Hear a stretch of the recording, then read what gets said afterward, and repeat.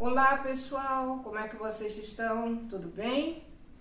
É um prazer recebê-los aqui na minha página 80 Tons de Violeta. 80, que é a minha idade, violeta, que é a flor que representa os idosos, né?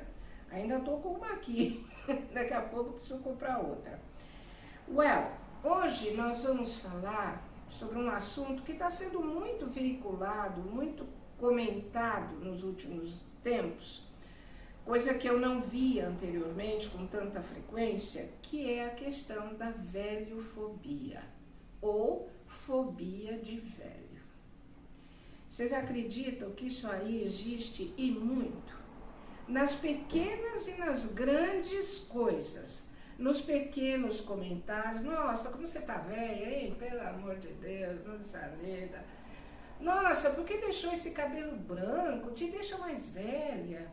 E coisas assim mais pesadas, né, que vão acontecendo, e situações em que a pessoa é menosprezada, é infantilizada, enfim. Então hoje nós vamos falar sobre a velhofobia. Esse termo, ele apareceu num dos livros de uma pesquisadora e gerontóloga, que é a Miriam Goldenberg. Esta mulher, esta brasileira, tem contribuído muito com esses estudos sobre a longevidade. E ela salienta que o termo velhofobia é um termo que fica mais fácil de se entender, porque existem outros, como deísmo, ageísmo, itarismo, enfim, quando a gente fala velhofobia, todo mundo entende, né? O que é uma fobia? Fobia é um medo exagerado a respeito de uma certa coisa, pode ser um inseto, pode ser por exemplo, o medo de altura, o medo do escuro, o medo de cobra, o medo de aranha, de escorpião. Existe milhares de situações em que a pessoa desenvolve um medo exagerado, quer dizer, que foge à realidade, né?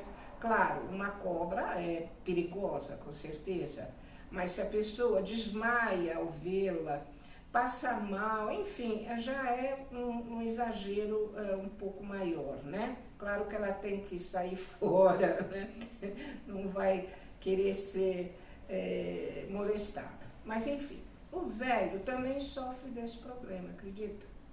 Ele também tem esse problema na vida aqui no planeta, a fobia. Há pessoas que têm horror de velho, tem horror, não gosta, não quero, morre de medo de ficar velho, né? Morre de medo, nossa. E por conta desse preconceito, dessa aversão, dessa discriminação contra o idoso, gera uma série de problemas para ele, para o idoso. Então o idoso acaba se afastando cada vez mais, se isolando. Se é dentro da família, pior ainda, né? Porque se ele tem um filho, um parente que não o considera, que acredita que, como eu ouvi essa semana, que é melhor investir na criança do que no velho, porque o velho já vai acabar mesmo, já está no fim da vida. Então, esse é um preconceito absurdo, né? Porque ele também um dia vai chegar a ser velho. Será que ele vai ser visto como lixo, como descarte, como alguma coisa que já não vale a pena você trabalhar com ela, você cuidar? Então, é uma coisa que envolve muito a sensibilidade das pessoas, né? E o respeito e a dignidade para com o idoso. Então, geralmente, o que a gente vê é que o envelhecimento é visto como uma incapacidade, uma pessoa incapaz, inútil, feia, mal cheirosa, desleixada. Às vezes você encontra mesmo idosos que já estão tão desanimados, tão tristes, que eles acabam não cuidando de si, né? O quanto deveriam, o quanto precisa. Então, Mas aí, isto não quer dizer que você vai atacá-lo, vai cuidá-lo, vai ver o que está faltando para que ele se melhore, né? Para que ele se cuide mais. Muitas vezes a pessoa tem dificuldade de tomar banho, já pelo seu próprio estado de saúde, né? Enfim, já não tem mais aquele entusiasmo pela vida, tudo gerado realmente pelas dificuldades que ele teve de lidar com o próprio corpo, com as emoções, com os sentimentos e tudo mais. Então, no cotidiano, esse preconceito da velhofobia se manifesta em estereótipos, em infantilização. Eu trato o idoso como se eles fossem criança, ou incapazes de tomar decisões. Então, é uma coisa assim que abala absurdamente o idoso, quando ele se vê ou é julgado como incapaz, como uma criança. Isso existe muito na sociedade, este comentário, né, de que o idoso volta a ser criança. Será? Será que está certo isso? É bom a gente pensar, né? No mercado de trabalho, ele já foi excluído com a aposentadoria. Ele já está numa situação difícil.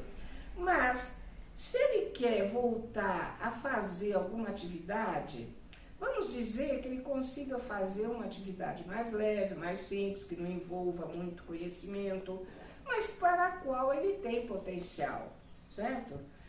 Ele não vai conseguir, a dificuldade é muito grande, porque essa exclusão está baseada na premissa de que ele não possui capacidade de inovação, de adaptação.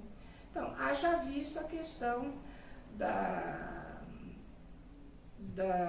internet, da tecnologia, né? Não se tem paciência para ensinar o idoso, não. Eu, por exemplo, fui professora desde os 18 anos até os 60 e eu caminhei por todos os níveis de educação. Comecei como professora alfabetizadora, lá para o primeiro aninho. Tá?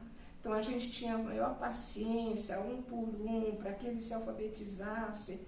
E depois fui indo, trabalhei no fundamental, no médio, depois fui professora universitária. Trabalhei também no pós-universitário, cursos pós-universitários e tudo mais. E aí, quando chegou a tecnologia, eu falei, poxa, e agora, né? Preciso me alfabetizar. É uma nova alfabetização, é novo.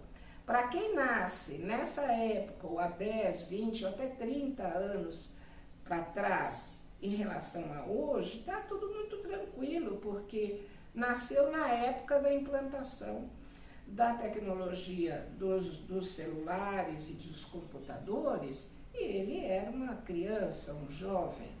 Agora, o idoso, que no meu caso, 80 anos, eu estava bastante distante dessa fase. Então, eu tive que estudar, ter pessoas que vinham em casa, ou eu ia nos espaços próprios para isso, para aprender a lidar com a tecnologia e tudo mais. Bom, eu domino quase tudo, não digo que eu domino tudo de jeito nenhum, nem tenho porquê. Eu domino aquilo que é importante para mim no cotidiano, né? Todo o pagamento de contas e tokens só pelo banco, não preciso ir na agência, faço os contatos todos pelo celular. E estou sobrevivendo, né? Estou sobrevivendo. Mas há idosos que têm uma resistência muito grande, porque eles sentem uma certa má vontade para ensinar. Quando ele vê que o outro não está com vontade de aprender, ele também perde a vontade. Quer dizer, não está com vontade de ensinar, ele perde a vontade de aprender. Tá? E existe um fenômeno também dentro desse preconceito, que é a invisibilidade. Às vezes a pessoa, o idoso, tem a presença ignorada, isso é muito comum, porque para o outro que é preconceituoso, ele não tem nada a dizer, o que ele diz é baboseira. Para que vai ouvir? as opiniões não são ouvidas ou são desqualificadas. Ele abre a boca, não, você está por fora, olha, você não está sabendo, você isso, você aquilo. Eu ouço isso, eu ouço. Só que eu não tomo mais isto como parâmetro para a minha vida, entendeu? Não tomo. E outra coisa também, são ignoradas as suas necessidades na sociedade de um modo geral. Então, eu estava vendo uma live antes de fazer a minha aqui, do rapaz falando sobre a questão dos assentos nos transportes, né? Que tem gente que faz que está dormindo e não dá para o velhinho está ali quase sobrando. Eu vi muito disso no metrô de São Paulo. Então o pessoal fica dormindo ali, não está nenhum conhecimento. Daí sentado no banco para idosos, né? Então, não é que são coisas que acontecem no dia a dia com muita frequência, né? Bom, então um outro termo para esse velhofobia seria o idadismo, o etarismo, o egeísmo, mas isso tudo eu acho que não fica tão claro. Então a Miriam Goldberg colocou num dos livros dela isso aí, e isso ficou muito mais claro agora, né? Então, por exemplo, em vez de você falar velho, você fala melhor idade. Ao invés de você falar velho, você fala terceira idade, quarta idade. E uma coisa que eu observei num dos comentários que eu assisti, antigamente, aquele bonequinho que classificava o lugar para um idoso, era um idoso dobrado sobre uma bengala. Isso foi excluído, felizmente, entendeu? Agora já não é aquele velho tão acabado naquela figurinha. Isso foi retirado e é só um idoso com a bengala, mas sem aquela curva, aquele ar sabe, de que já não tem mais nenhuma energia ali, né? Tá? Bom, existe o pânico de envelhecer. Ah, como existe. Tá? E outra coisa, quer dizer, esse pânico acontece dentro das idades, terceira e quarta idade, ou em mais jovens, né? Que vem a situação do idoso e tem medo, tem pavor, tem pânico de ficar velho. Quem não teria? Se você vê tanta falta de respeito e de dignidade para com o idoso, né? Entendeu? Então, por exemplo, um comentário como assim, nossa, você não parece a idade que tem. Isso é preconceito? Você acha, Vitor, é preconceito? É preconceito. Uhum. Como é que você podia falar? Você está muito bem com a sua idade, pronto. Seria a maneira certa de se referir a isso, entendeu? Quando você fala, você não parece que tem a sua idade, você está negando que a pessoa tem aquela idade e que encontre naquele estado tão bom, né? Bom, então a gente tem, voltando um pouquinho para ficar bem claro, quais são os exemplos de velhofobia? Dificultar a expressão do idoso, tá? Ele vai falar, ou a pessoa vira e vai embora, ou ela faz que está ouvindo, mas não está, ou simplesmente ela manda calar a boca, que eu já vi muito isso, entendeu? Então isso se chama desqualificação. A desqualificação é um termo da psicologia que quer dizer tirar a qualidade daquela pessoa. É como se você a matasse mesmo, é matar a pessoa quando você desqualifica. Você tira dela a qualidade de estar vivo, de ser inteligente e tudo mais. Então é preciso tomar cuidado, esse termo desqualificação, ele não se aplica só à velhice, se aplica a todas as idades. É a criança que o pai vira e fala assim, é um burro, hein? Quando é que você vai aprender esse negócio? Isso é desqualificar. Ou quando é um jovem, para de ser rebelde, você é um estúpido, você é um patético, você está patética nessa situação. e assim por diante. Então nós temos que tomar cuidado com o que nós falamos, com o que a gente faz de ruim, que faz com que a pessoa se sinta sendo assassinada. Não existe só assassinato físico, existe assassinato psicológico, afetivo. Outra coisa, o desrespeito à autonomia e independência do idoso. Então ele vai querer ir no lugar, não vai não. Vai tomar Uber, não é perigoso tomar Uber. Ele vai ficando tão cerceado por essas atitudes indignas, né, do adulto, que ele vai deixando de viver. Quando eu mudei aqui para a cidade, eu pegava muito ônibus, porque o ônibus passava na esquina da minha casa e eu queria conhecer a cidade. Isso já faz uns 8 anos atrás. E eu tinha um motorista dessa linha que era um insano. Ele dirigia com muita agressividade, era horrível, era péssimo. E eu um dia peguei esse indivíduo, né? E fui descer do ônibus, toquei lá, fui descer. Quando eu estava descendo, ele fechou a porta e tocou o ônibus. Eu não sei como é que eu cheguei no chão, porque eu acho que alguma intervenção aí do espiritual, da espiritualidade, porque inclusive eu desci em frente a um bar que eu conhecia as pessoas, era na esquina do meu apartamento, passava sempre por lá, cumprimentava e tal, uma senhorinha que cuidava do bar. O pessoal ficou com os olhos arregalados, ela vai se estatelar, e eu consegui descer e consegui andar. Mas ele desceu do ônibus e veio gritar comigo. Você é muito lenta! Pô! Poxa vida! Ainda veio brigar comigo. São coisas assim que a gente vive, né? Terríveis. Isso é quando você dirige, se você tem mais idade, o cabelinho branco lá dirigindo. Ô, véia, sai daí, vê se anda mais depressa, tá atrapalhando o trânsito. Então, esse desrespeito à autonomia e independência do idoso é muito sério, é sério demais, tá? Bom, outra coisa, não generalizar, não vamos generalizar. Desvalorizar o tempo que o idoso ainda tem, O que ele vai fazer com o tempo que ainda resta, né? Essa é uma grande pergunta. É uma pergunta que eu me faço todo dia. Uma vez que já cheguei em 80, a população está chegando a 100. Será que eu ainda vou ter 20 anos do planeta? Ai, meu pai. Puxa vida. Outra coisa. Olha para o idoso, vai descansar. Não, você já fez muita coisa, você precisa descansar. E põe o idoso lá na cama.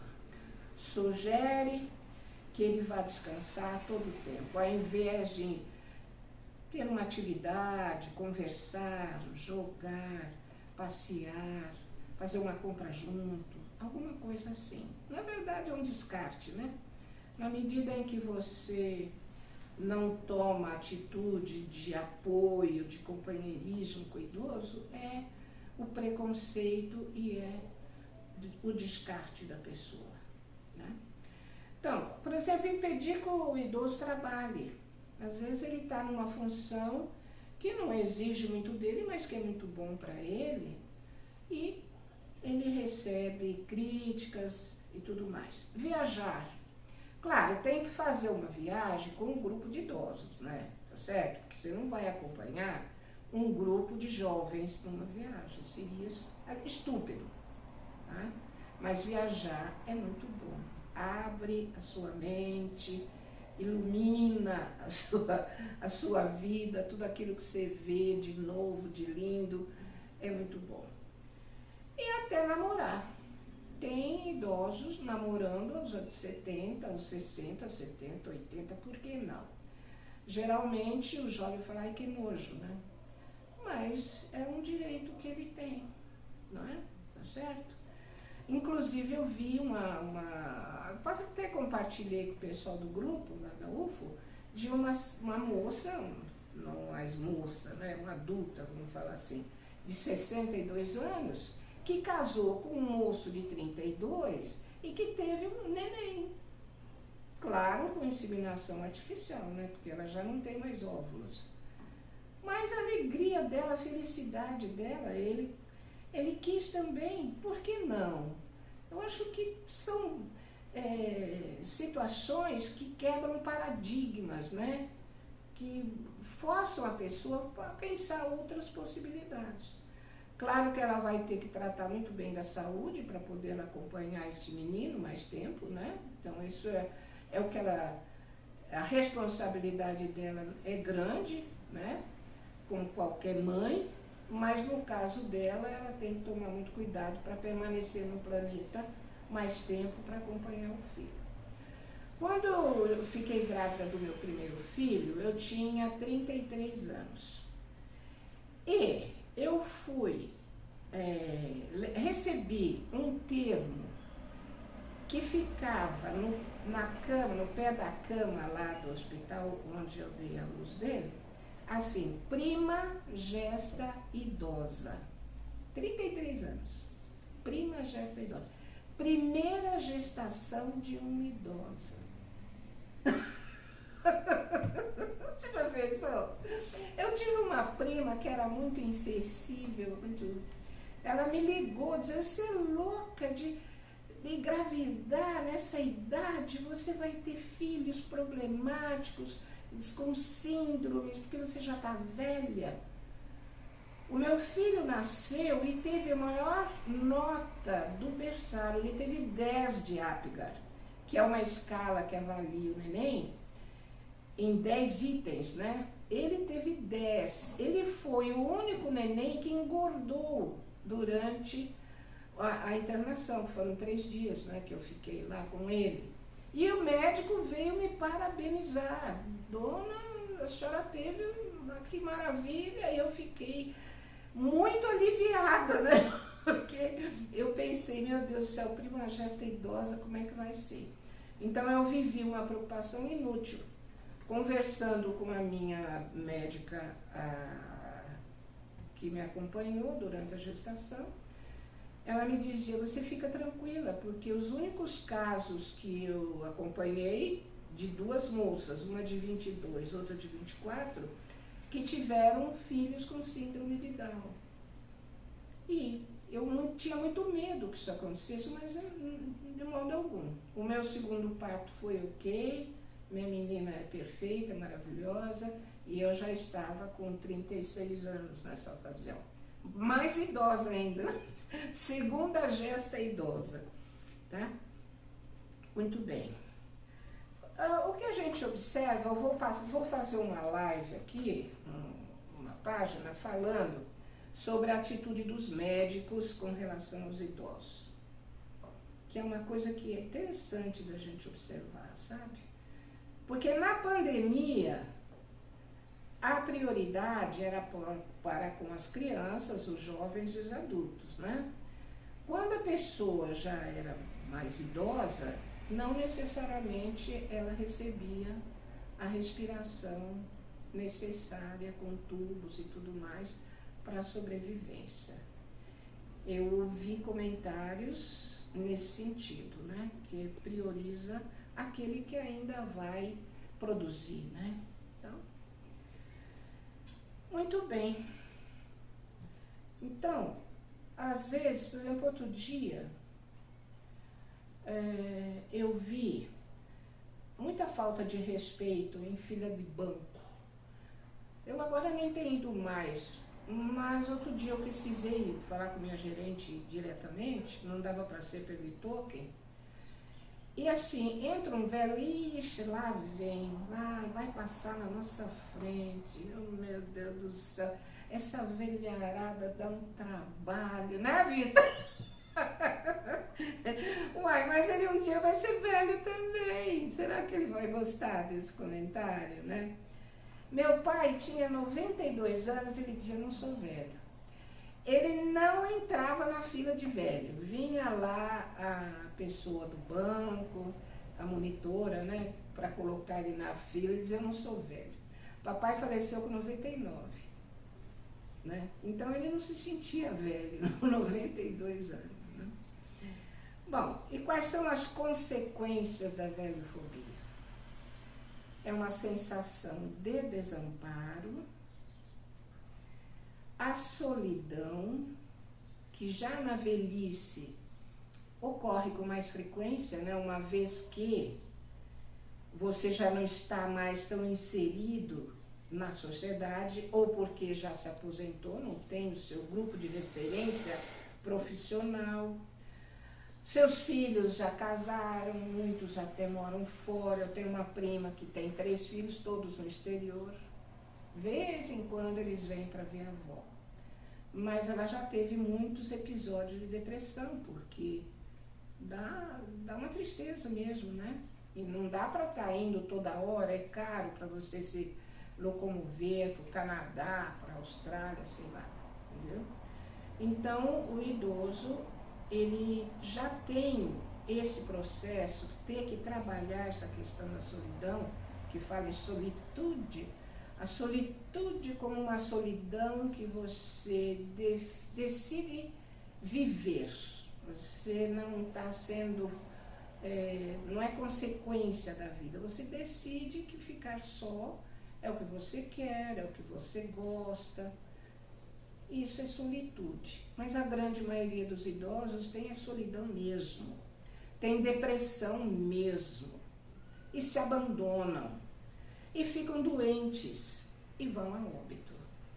O emocional leva a óbito, com certeza, né? Uma pessoa que se sente marginalizada, desqualificada, desprezada, numa situação que ele já está de carência afetiva, profissional, psicológica, emocional, ele decide não viver mais, né? E a gente sabe que as doenças começam no emocional, né? Primeiro no emocional e depois atinge o corpo físico. Tá?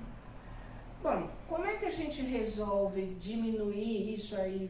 Resolver não resolve, porque cada pessoa é uma pessoa, e se ela é fóbica em relação ao idoso, muito difícil de mudar, só quando ela ficar velha, né?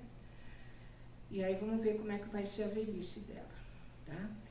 Então, o que se fala é de educação gerontológica, tá? E essa educação, ela teria que ser nos 3 níveis de educação: no ensino fundamental, no médio e no superior. Porque aí as pessoas seriam alertadas para essa questão, passariam a ter mais cuidado pelo que falam, pelo que fazem, né? E seria uma maneira de minimizar essa questão. Outra coisa também é construir grupos onde a gente possa discutir, combater e defender os idosos. Tá? A mídia tem que repensar o que ela pensa do idoso. O Brasil é muito cruel com os idosos, muito. Por quê?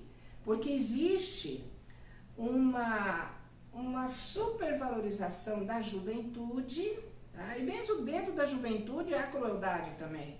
Aquela que não é linda de corpo, de cabelo, de pele, e se veste muito bem e tudo mais, ela também sofre fobia, ela também sofre preconceito. Então a gente tem, dentro do Brasil, até por conta do carnaval, vamos falar do carnaval, né? O carnaval com aquele mundo de mulher pelada bonita, quem é gorda, quem não está dentro do parâmetro, se sente, né, muito mal. Então, por isso tem tanta plástica. O Brasil, ele é líder nas operações plásticas, vem gente do mundo inteiro se operar aqui. Nessa procura da beleza, mesmo que seja trabalhada, construída, né, que a pessoa não veio bonita já, não teve essa sorte. Então, quando chega na velhice, a coisa fica pior, né? Entendeu? E é isto. Vamos tomar mais cuidado quando a gente se relacionar com os idosos.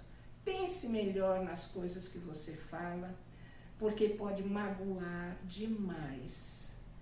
leva um sofrimento muito grande naquelas palavras que foram ditas sem pensar, ou pensando mesmo com aquela crueldade da pessoa, né? Ela já é cruel por natureza mesmo, entendeu? Então é isso. Eu espero... Existem muitos canais falando, hoje mesmo já assisti 3 pela manhã, cada um colabora de alguma forma. Eu espero ter colaborado também nesse sentido. E só vou dizer mais uma coisa. Existe preconceito, velhofobia dentro da própria 3ª e 4ª idades. Entendeu? Aquele velho, aquele idoso que ainda tem gana por fazer uma coisa, que ainda procura se desenvolver, estudar, ele é invejado e ele é combatido. Eu senti isso lá naquela faculdade, entendeu? Eu senti que muitas vezes eu fui podada, querer falar e não conseguia. E até outro dia me disseram, você é protagonista das coisas. Uai, sou mesmo. Eu sou protagonista da minha própria vida. Por que eu não posso ser na sociedade? Se eu estou falando uma coisa que vale a pena, só se eu falasse bobagem, entendeu? Então existe esse preconceito também entre os idosos, infelizmente. Mas é o ser humano, né? O ser humano é complexo mesmo. Agradeço muito que vocês tenham me ouvido. Peço que vocês, por favor, compartilhem, se vocês acham que isto é interessante, de fato. Façam comentários para que eu possa também ver que o que eu estou selecionando para conversar com vocês é interessante. Eu também estou aprendendo. Eu sou uma eterna aprendiz. E disso eu não abro mão. Tá bom? Um abraço.